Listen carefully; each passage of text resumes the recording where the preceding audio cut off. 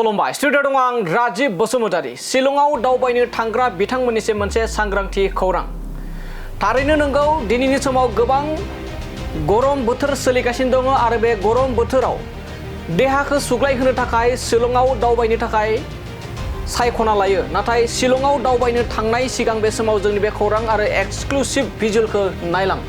मैयासो KSU थामहिनबा खासि स्टुडेन्ट इउनियना मोनसे बाइक रेलि लादोंमोन आरो बे बाइक रेलि लानायावनो हरखाबै जोंनि आसामनिफ्राय दावबायनो थांनाय गारि मटरजों लोगोसे दावबायारिफोरनि सायाव गाज्रियै गाग्लोबो आरो बे गाग्लोबनायनि उनावनो आसामनि गोबां गारि सालायगिरिफोरजों लोगोसे गोबां रायजो राजाफ्रा खुद्रिनानै बे समाव गुवाहाटी खानापाराजों लोगोसे मेघालयआव थांनो नागिरनाय गोबां दावबायारिफोरखौ हमथानानै लाखिदों आरो गोख्रों बे समाव मेघालयआव बेबायदि जानाय जाथायखौ लानानै गारि मटर सालायगिरि बिथांमोना खुद्रिसारदों आरो बे समाव नोंथांमोना जोंनि एक्सक्लुसिव भिजुअलनि गेजेरजों नायलां खासि स्टुडेन्ट इउनियना मैया बाइक रेलि लादोंमोन रेलि खालामनाय सुबुंफोरा बेबायदि आसामनि दावबायारिफोरखौ नोजोर होनानै गाग्लोबदों गोबां बेफोरबायदि दामि गारिफोरखौ गाग्लोबनानै सिलिंखार खालामनायजों लोगोसे दावबायारिफोरखौबो गोबां गाग्लोबनायनि खौराङा गोसारदों जे शिलं दावबायनो थांग्राफोरनि थाखाय मोनसे सांग्रांथि खौरां मेघालयनि फरायसा आफाद थामहिनबा KSU खासि स्टुडेन्ट इउनियननि माखासे सोद्रोमाफोरा आसामनिफ्राय थांनाय गारि मटर आरो दावबायारिफोरखौ गाग्लोबदों आरो बे समाव आसामनिफ्राय दावबायनो थांनायफोरखौ खानापारा ओनसोलाव बादा होदो मेघालय आरो शिलंआव जाहाथे जोंनि आसामनिफ्राय सासेबो दावबायनो थाङा होननानै बे समाव गोख्रों सोमावसारनायजों लोगोसे मेघालयनिफ्राय फैनाय गारिफोरखौबो बे समाव हमथादों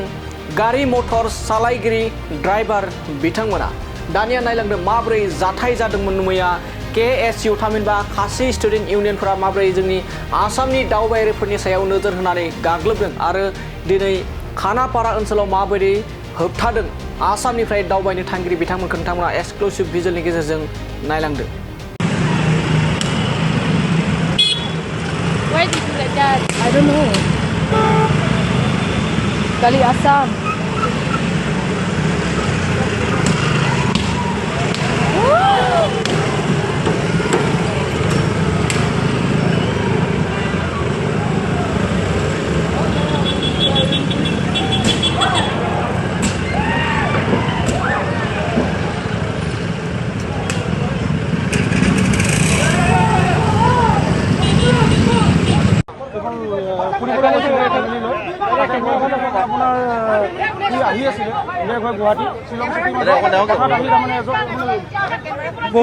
बहुत केजन लड़ा तारमाने अपना गाड़ीखन भांगी दिले কোনো কথা নাই তারমানে মাৰধৰ কৰিছে ছোৱালী এজনী আছিলে মাথাত লাগিছে বাচ্চাটো কাটিছে গোটেই মুখখন